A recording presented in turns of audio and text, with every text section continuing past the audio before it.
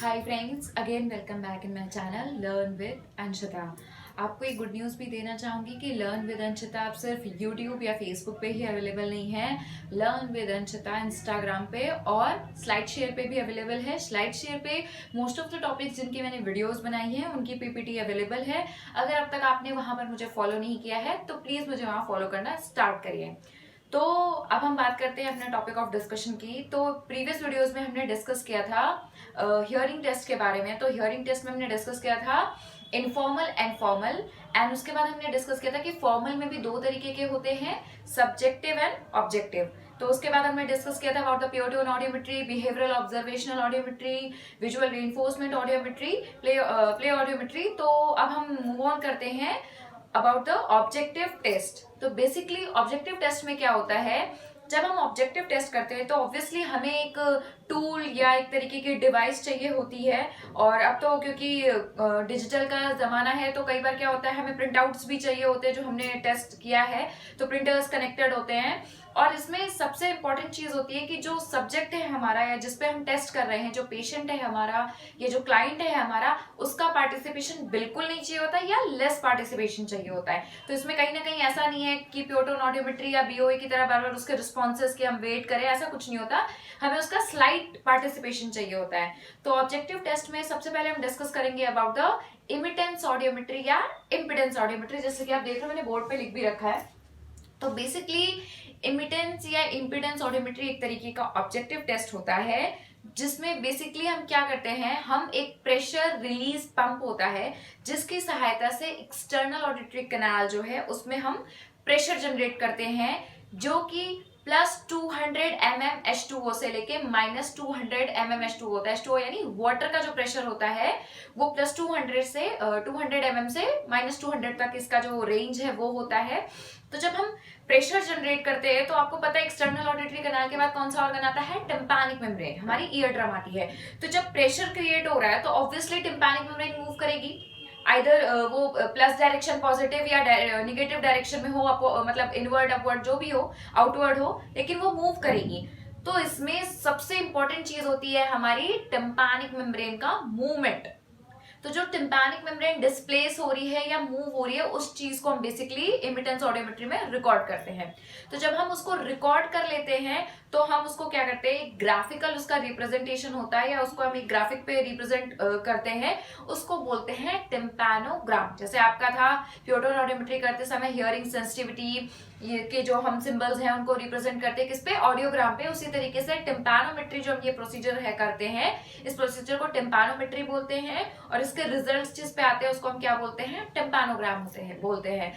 Basically अगर आप बात करो ऑब्जेक्टिव टेस्ट की और जब हम बात करते हैं इम्पिडेंस की, तो जब हम जैसे कि मैंने आपको पहले भी बताया था कि जितनी भी मेरी ये वीडियोस हैं स्पेशली स्पेशल एजुकेटर्स के लिए हैं।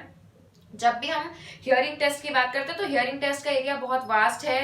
हियरिंग टेस्ट को करने के तरीके हैं, उनके मेथड्स हैं, उनके प्रिंसिपल्स हैं। But as a special educator आप लोग के पास अगर कोई हियरिंग इम्पेयर्ड बच्चा है या एसोसिएशन में हियरिंग डिसेबिलिटी है, हियरिंग इम्पेयरमेंट है, तो आपको पता होना चाहिए कि बच्चों के लिए कौन कौन से टेस्ट होते हैं। तो आपको इतनी जानकारी रखना आवश्यक है। तो इसीलिए इमिटेंस की बात मैं कर रही हूँ या इम्पिडेंस ऑडियोमेट्री की बात कर रही हूँ तो मैं आपको सिर्फ एक समराइज पैटर्न में बता रही हूँ, इसकी डिटेल डिस्कशन हम नहीं कर रहे क्योंकि जो हियरिंग असेसमेंट होता है उसको सिर्फ और सिर्फ ऑडियोलॉजिस्ट ही कर सकते हैं, स्पेशल एजुकेटर्स उसे परफॉर्म नहीं कर सकते। हाँ, आप ऑब्जर्वेशन कर सकते हो, आप देख सकते हो कि किस तरीके से किया जाता है, किस तरीके से इसके रिजल्ट्स होते हैं। आप माता पिता को जब काउंसलिंग कर रहे हो तो इसके बारे में जानकारी दे सकते हो। तो इतना ज्ञान ही आपके लिए आवश्यक है। तो एक बार फिर से बात करते हैं, जब मैं बात कर रही हूँ इम्पिडेंस या इमिटेंस ऑडियोमेट्री की, तो इसमें क्या होता है, हम एक एयर पंप की सहायता से प्रेशर रिलीज करते हैं एक्सटर्नल ऑडिटरी कैनाल में, उसमें हमारी टिम्पैनिक मेम्ब्रेन मूव होती है, उस मूवमेंट को हम रिकॉर्ड करते हैं और वो टिम्पैनोग्राम पे प्रदर्शित होता है। जो ये इमिटेंस ऑडियोमेट्री है ये बहुत ही क्विक, मतलब बहुत ही जल्दी होता है और इसके जो रिजल्ट्स है वो बहुत ही रिलायबल आते हैं, विश्वसनीय होते हैं। स्क्रीनिंग के तौर पे भी हम इसका इस्तेमाल कर सकते हैं। इसके साथ ही साथ इसकी डिवाइस काफी महंगी आती है, तो कहीं ना कहीं ये कॉस्टली प्रोसीजर है। साथ ही साथ इसको करने के लिए एक ट्रेंड प्रोफेशनल जो कि हमारे ऑडियोलॉजिस्ट होते हैं उनकी आवश्यकता होती है, क्योंकि इसके रिजल्ट्स देखने होते हैं। उसके बाद किस प्रकार से आपको आगे ट्रीटमेंट कराना है, क्या है उसकी जानकारी भी वो आपको देते हैं। साथ ही साथ इस टेस्ट प्रोसीजर में कुछ स्थितियां हैं जिनमें उस टेस्ट को हम परफॉर्म नहीं कर सकते, जैसे कि जब आप कह सकते हो च्यू कर रहे हो, कुछ चबा रहे हो, कुछ swallow कर रहे हो, कुछ पी रहे हो, निगल रहे हो, उस स्थितियों में हम नहीं करेंगे। तो जब हम एयर प्रेशर पंप लगा रहे हैं तो उस समय हमें पेशेंट को ये बोलना है कि आपको ना कुछ निगलना है, थूक भी नहीं सटकनी है, स्ट्रेट रखना है गर्दन को, और उस समय आप ये टेस्ट परफॉर्म करते हो। साथ ही साथ अगर कान में ईयर वैक्स है, किसी भी प्रकार का डिस्चार्ज है या कोई और ईयर एसोसिएटेड इन्फेक्शन है, तो उस स्थिति में हम ये टेस्ट परफॉर्म नहीं करेंगे। जैसा कि मैंने आपको बताया कि टिम्पैनोमेट्री का जो हमें रिजल्ट मिलता है वो इन द फॉर्म ऑफ टिम्पैनोग्राम मिलता है। तो टिम्पैनोग्राम एक तरीके की ग्राफिकल रिप्रेजेंटेशन होती है जिसमें नीचे की साइड आपका प्रेशर होता है और ऊपर की साइड कंप्लायंस होता है। तो अगर मैंने आपको बेसिकली यहाँ पे 3 तरीके के टिम्पैनोग्राम बताए हैं जो मुख्यतः हमें टिम्पैनोमेट्री में प्राप्त होते हैं। तो ये पूरा डिपेंड करता है कि कंप्लायंस कितना है और उसका प्रेशर कितना है। तो आप देखोगे सबसे पहले मैंने एक डायग्राम बनाया जिसमें कि जिसको हम बोलते हैं टाइप ए फॉर्म। ए में भी 3 तरीके से है। तो जो ये ब्लू वाला सेक्शन आपको बीच में दिख रहा है जिसमें मैंने लिखा है टाइप ए, तो बेसिकली टाइप ए, एडी और एएस तीनों में प्रेशर सेम होता है +100 से -100 तक का, बट इनकी जो पीक्स होती हैं वो वेरी करती हैं। एकदम हाई पीक जा रही है तो मतलब कि टिम्पैनिक मेम्ब्रेन काफी ज्यादा मोबाइल हो रखी है, बहुत ज्यादा मूवमेंट कर रही है, उसको एडी बोलते हैं। और बी सेंटर है नॉर्मल, वो ए होता है। और अगर उससे ज्यादा शैलो जा रही है तो उसको बोलते हैं टाइप एएस।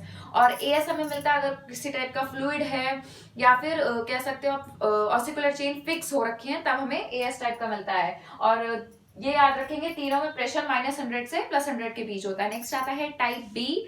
टाइप बी में कोई भी पीक हमें प्राप्त नहीं होती है। बेसिकली ऐसा इसलिए होता है क्योंकि इसमें मिडिल ईयर इन्फेक्शन या मिडिल ईयर डिस्चार्ज होता है, जिसकी वजह से हमारे फ्लूइड भरा रहता है और टिम्पैनिक मेम्ब्रेन मूव नहीं कर पाती। जब वो मूव नहीं करेगी तो पीक नहीं बनेगी। और नेक्स्ट आता है टाइप सी। टाइप सी में क्या होता है, पीक तो बनती है बट जो प्रेशर है वो आप देखोगे पॉजिटिव की तरफ ना जाके निगेटिव की तरफ होता है। तो ऐसा तभी हो सकता है जब यूस्टेशन ट्यूब में कोई समस्या हो। तो बेसिकली टिम्पैनोग्राम के मैंने आपको 3 तरीके से बताया। अगर आप इन दोनों को भी इन्वॉल्व करो तो वो 5 टाइप हो गए। तो टाइप ए जो है नॉर्मल होता है और +100 से -100 के बीच उसका जो है प्रेशर होता है, 0.3 से 1.5 ml के बीच होता है। और उससे ऊपर जाएगा तो मतलब हाई पीक जाएगी तो एडी, जिसमें टिम्पैनिक मेम्ब्रेन ज्यादा मोबाइल होती है। और नेक्स्ट आता है टाइप एएस, जिसमें ऑसिकुलर चेन फिक्स हो सकती है या फिर किसी टाइप का फ्लूइड हो। नेक्स्ट आता है टाइप बी, जिसमें किसी भी तरीके की कोई पीक नहीं होती है और ऐसा इसलिए होता है क्योंकि मिडिल ईयर फ्लूइड भरा हुआ होता है। नेक्स्ट आता है टाइप सी, जिसका पीक तो होती है बट प्रेशर ज्यादातर वो किस तरफ होती है, निगेटिव की तरफ होती है, जो यूस्टेशन ट्यूब कह सकते हो डिसफंक्शन की वजह से होता है। तो एक बार समराइज करते हैं बेसिकली टिम्पैनोमेट्री या इंपेडेंस ऑडियोमेट्री क्या होता है। क्विक और रिलायबल टेस्ट है, प्रोफेशनल्स के माध्यम से किया जाता है, कॉस्टली टेस्ट है, इसमें थोड़ा बहुत पार्टिसिपेशन होता है, बट जब ईयर वैक्स है, फ्लूइड है, इस स्थितियों में नहीं करना चाहिए। और जब आप ये टेस्ट कर रहे हो तो आप ये देखो कि आप ना कुछ निगलो, ना कोई आप चीज चबाओ, ना कुछ swallow करो, ना कुछ पियो, तो वरना उसकी वजह से प्रेशर में समस्या आती है। साथ ही साथ इसमें क्या होता है, एक प्रोब की सहायता से हम एयर प्रेशर क्रिएट करते हैं और जब हमारे टिम्पैनिक मेम्ब्रेन उस प्रेशर के रिस्पॉन्स में मूव करती है तो उस जो मूवमेंट होता है उसको एज ए ग्राफिकल रिप्रेजेंटेशन हम कैप्चर करते हैं, जिसको हम टिम्पैनोग्राम बोलते हैं। और ये रहे वो टिम्पैनोग्राम्स। आफ्टर इम्पिडेंस या टिम्पैनोमेट्री हमारा नेक्स्ट ऑब्जेक्टिव टेस्ट आता है ऑटो एकॉस्टिक एमिशन। जैसे कि आप बोर्ड पे देख रहे हो, मैंने लिख रखा है। तो बेसिकली एक जो हेल्दी कॉक्लिया होती है, नॉर्मल कॉक्लिया होती है, आपको पता है इसके अंदर different type of hair cells होते हैं। तो उसमें एक सबसे इंपॉर्टेंट होता है आउटर हेयर सेल्स। तो आउटर हेयर सेल्स की क्वालिटी होती है कि वो स्पॉन्टेनियस एक तरीके का, क्योंकि उनमें मोबिलिटी होती है, उनमें फंक्शनिंग होती है, तो उसकी वजह से स्पॉन्टेनियस वो एक प्रकार की ध्वनि उत्पन्न करता है, एक प्रकार का साउंड जनरेट करता है, एक प्रकार की टोन जनरेट करता है। और कई बार ऐसा भी होता है कि हम बाहर से यदि एक्सटर्नल उसे कोई ऑडिटरी स्टिमुलस दें तो उसके रिस्पॉन्स में भी वो एक टोन उत्पन्न करता है, एक प्रकार की ध्वनि उत्पन्न करता है। तो ये जो एक सिद्धांत है आउटर हेयर सेल्स के फंक्शनिंग का, इसी पे हमारा ऑटो एकॉस्टिक एमिशन टेस्ट आधारित है। तो बेसिकली इसमें क्या होता है, एक प्रोब की सहायता से हम बहुत ही सेंसिटिव लो नॉइस कान में भेजते हैं एक्सटर्नल ऑडिटरी कैनाल के थ्रू, और उसके रिस्पॉन्स में जो हमें ओई प्राप्त होता है, ऑटो एकॉस्टिक एमिशन, जो हमें रिस्पॉन्स प्राप्त होता है उसे हम ऑटो एकॉस्टिक एमिशन बोलते हैं। तो वो प्राप्त होता है जिसकी वजह से हम बच्चे की स्क्रीनिंग कर सकते हैं, अर्ली आइडेंटिफिकेशन कर सकते हैं। बट इसके साथ साथ एक और समस्या ये है कि अगर बच्चे में हियरिंग लॉस है तो ऑटो एकॉस्टिक एमिशन एब्सेंट होगा। तो ऑटो एकॉस्टिक एमिशंस करने के लिए क्या होता है, एक प्रोब की सहायता से हम बहुत ही कम क्षमता वाला, एक ध्वनि वाला कह सकते हो, बहुत कम क्षमता वाला शोर कान में एक्सटर्नल ऑडिटरी कैनाल के थ्रू देते हैं, माइक्रोफोन के थ्रू जनरेट करते हैं, और उसके रिस्पॉन्स में हमें जो ऑटो एकॉस्टिक एमिशन प्राप्त होता है उसकी सहायता से हम पता करते हैं कि पेशेंट में कह सकते हो हियरिंग सेंसिटिविटी नॉर्मल है कि नहीं है। कई बार क्या होता है, जब बच्चे कह सकते हो आप, जब हम बच्चे पे टेस्ट करते हैं तो कई बार होता है इसका हमें सही जवाब नहीं मिल पाता, तो एक दो बार में हम वही परफॉर्म करते हैं। एक और चीज ध्यान में रखेंगे, जब हम otoacoustic emission test perform कर रहे हो तो कमरे का वातावरण बहुत ही शांत होना चाहिए। साथ ही साथ बच्चा कई बार होता है सोने की अवस्था में होनी चाहिए ताकि वो ज्यादा हिले डुले नहीं। कई बार इस टेस्ट के लिए सेडेशन भी दिया जाता है, बच्चे को सोने की दवा भी दी जाती है जिससे कि ये टेस्ट सही से परफॉर्म किया जा सके। अगर इस टेस्ट में बच्चा सही रिस्पॉन्स नहीं कर रहा, या हमने जब इस टेस्ट को परफॉर्म किया तो हमें सही रिजल्ट प्राप्त नहीं हुए, तो उसके बाद हम पेशेंट को या बच्चे को बेरा टेस्ट के लिए रिकमेंड कर देते हैं, जो कि इससे हाई लेवल का ऑब्जेक्टिव टेस्ट होता है जो हम आगे डिस्कस करेंगे। साथ ही साथ ऑटो एकॉस्टिक एमिशन दो प्रकार से होता है, एक होता है TEOAE यानी transient evoked auto acoustic emission, जो भी स्क्रीनिंग पर्पज से होता है। नेक्स्ट आता है डिस्टॉर्शन प्रोडक्ट, इसमें दो अलग अलग टाइप की टोन्स जनरेट करते हैं, उसका जो प्रोडक्शन, उसको मिला के जो प्रोडक्शन निकलता है, प्रोड्यूस जो फॉर्म होता है, उसको हम as a diagnostic tool use करते हैं। तो एक बार फिर से डिस्कस करते हैं कि एक हेल्दी कॉकलिया के आउटर हेयर सेल्स की फंक्शनिंग होती है कि वो कहीं ना कहीं स्पॉन्टेनियस एक साउंड जनरेट करता है, या बाहर से हम जब कोई साउंड देते हैं तो उसके प्रत्युत्तर में एक ध्वनि उत्पन्न करता है, उसको हम रिकॉर्ड करते हैं जिसे हम ऑटो एकॉस्टिक एमिशन बोलते हैं। या हियरिंग लॉस की स्थिति में नहीं पाया जाता, और अगर ये नहीं आ रहा तो आप उसके बाद पेशेंट को बेरा के लिए भेजते हैं। जब हम इस टेस्ट को कर रहे हो तो हमें ये ध्यान में रखना है कि कमरे का वातावरण शांत हो और बच्चा सोने की अवस्था में हो, अन्यथा फिर उसे सेडेशन दिया जाता है। और ये दो तरीके से होता है, एक TEOE जो कि स्क्रीनिंग पर्पस के लिए है, नेक्स्ट है DPOE जो कि एक डायग्नोस्टिक टूल के रूप में परफॉर्म होता है। ये टेस्ट भी इम्पिडेंस की तरह बहुत ही क्विक है, बहुत ही विश्वसनीय है, लेकिन इससे डिग्री ऑफ हियरिंग लॉस नहीं पता चलता। और साथ ही साथ क्या कहते हैं, कई बार ऐसा भी होता है कि जब बच्चा, क्योंकि न्यूबॉर्न बेबी है तो कई बार उसके कान में कुछ फ्लूइड है या कोई इस तरीके की चीज है, तो उसकी वजह से कई बार इसके रिस्पॉन्सेस सही नहीं आ पाते हैं। आफ्टर OAE एंड इम्पिडेंस अब हम डिस्कस करेंगे थर्ड ऑब्जेक्टिव टेस्ट के बारे में, जो कि है brain stem evoked response audiometry, जिसे हम शॉर्ट में बेरा भी बोलते हैं। इसके और भी नाम है, जैसे कि brain stem auditory evoked potential, auditory brain stem response, ABR, BAEP, इनके नामों से भी जाना जाता है। तो कहीं ना कहीं नाम से समझ में आ रहा है कि कहीं ना कहीं ब्रेन स्टेम है, ऑडिटरी नर्व का जो पोर्शन है वो इन्वॉल्व है। तो कहीं ना कहीं ये टेस्ट बहुत ज़्यादा रिलायबल हो जाता है, बहुत ज़्यादा एक्सपेंसिव हो जाता है जब हम इस टेस्ट को कराते हैं। तो बेसिकली बेरा टेस्ट में क्या होता है, आपको पता है कि हमारे ब्रेन में बहुत सारे इलेक्ट्रिकल इम्पल्सेस होते हैं, इलेक्ट्रिकल एक्टिविटी होती है, न्यूरल एक्टिविटी होती है, which can be analysed, can be recorded, can be measured.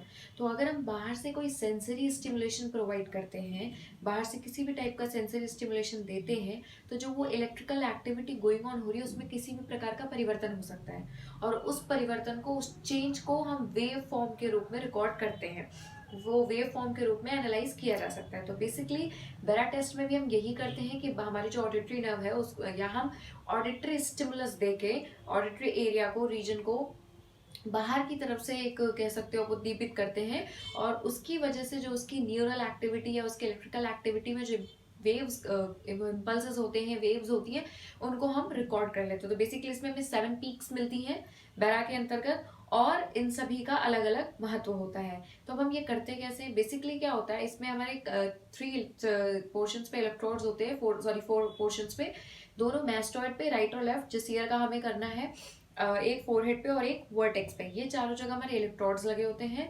दोनों कानों में रिसीवर्स और हेडफोन्स की सहायता से हम क्लिक्स या टोन बर्स्ट देते हैं, और उसके बाद जो वेव फॉर्म में चेंजेस आते हैं उसको हम लैपटॉप, आपका सॉफ्टवेयर के, अलग अलग प्रकार के सॉफ्टवेयर के माध्यम से रिकॉर्ड कर लेते हैं। ये बहुत ही ज़्यादा रिलायबल टेस्ट है, नॉन इन्वेजिव टेस्ट है। इससे हमें डिग्री टाइप का पता चल सकता है। साथ ही साथ हमारे ऑडिटरी नर्व किस प्रकार से फंक्शनिंग है, वहाँ पे किसी भी प्रकार का tumour, degenerative disorder, multiple sclerosis के चांसेस हैं तो वो हमें पता चल सकते हैं।